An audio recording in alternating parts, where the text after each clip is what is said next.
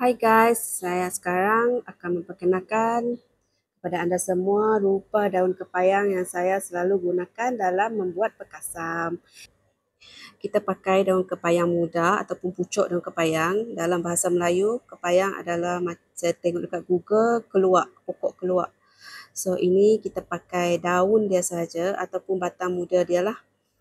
Kita susun-susun, kita hiris daun ni. Ini sebab saya banyak beli dari supplier supply banyak. So saya akan buat penyimpanan secara frozen.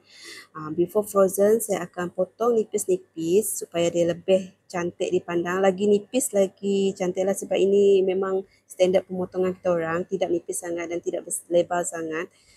Kita potong nipis-nipis and then simpan untuk penggunaan berapa kali lah.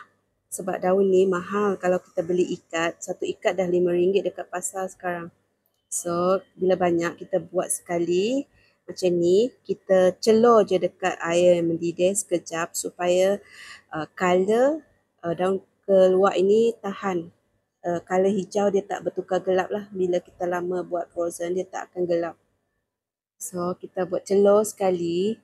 Celur jangan lama lah, jangan sampai lembut sangat. Celur untuk mengekalkan color hijau dia tu. Kalau nak buat perkasam pun sebelum tu kita celur sekejap.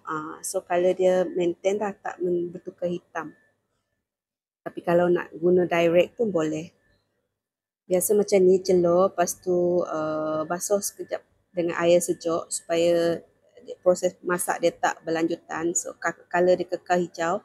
Lepas sejuk kita akan bungkus, letak dalam plastik. Untuk memudahkan kerja, kita letak ikut berapa kilo daging yang kita nak guna. Macam kita orang ni, contoh agak untuk 10 kilo, satu plastik ni dia boleh gunakan untuk 10 kilo daging. So kita orang buat macam ni lah, setiap kali membuat perkasam, kita setkan, kita buat perkasam 10 kilo untuk satu plastik. So satu plastik ni bila kita defrost, kita tak defrost banyak kali. Satu kali defrost je untuk buat 10 kilo daging. So kalau kita buat untuk personal kita boleh guna plastik lagi kecil lah. So untuk 1 kilo daging ataupun 1 kilo ikan, kita keluarkan satu plastik, defrost dan pakai. Macam inilah kita orang buat untuk bisnes kita orang.